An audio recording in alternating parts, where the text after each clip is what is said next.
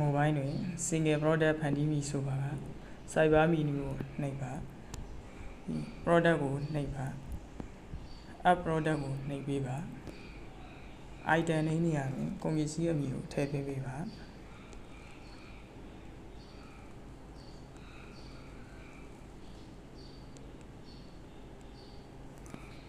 ကုန်ပစ္စည်းတပ်ပုံထည့်သွင်းမည်ဆိုပါကအပေါ်ဆုံးရှိကင်မရာပုံစံလေးကိုနှိပ်ပါ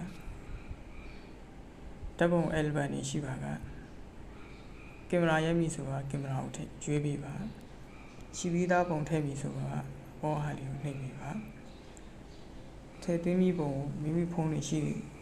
ပုံကိုရွေးချယ်ပြီး crop လုပ်ပေးပါ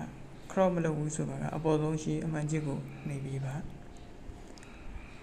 SKU ထည့်သွင်းမည် SKU ကိုဘာကုတ်အနေနဲ့ထည့်သွင်းမည်ဆိုပါကဘာကုတ်ပုံစံလေးကိုနှိပ်ရေးထည့်သွင်းပေးနိုင်ပါသည် SKU ကိုမထည့်သွင်းပါကထားခဲ့လို့ရပါသည်ကုန်ပစ္စည်းအတွက် unit ကိုရွေးချယ်ရေးထည့်ပေးပါ brand နဲ့ category ကိုကုန်ပစ္စည်းပေါ်မူတည်၍ရွေးချယ်ရေးထည့်ပေးနိုင်ပါသည်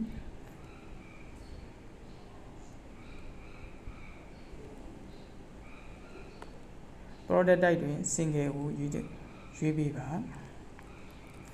purchase price နေရာတွင်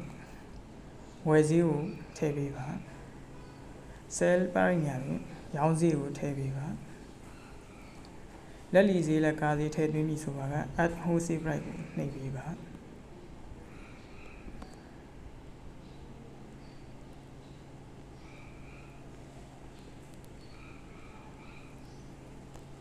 wholesale price ထည့်ပြီးပါက okay ကိုနှိပ်လိုက်ပါ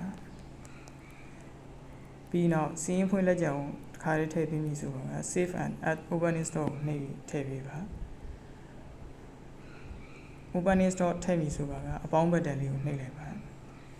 မိမိဆိုင်တွင်ရှိသည့်လက်ကြံယူတော့ရိုက်ထည့်လိုက်ပါပြီးပါက okay ကိုနှိပ်လိုက်ပါအားလုံးပြီးပါက save ကိုနှိပ်လိုက်ပါ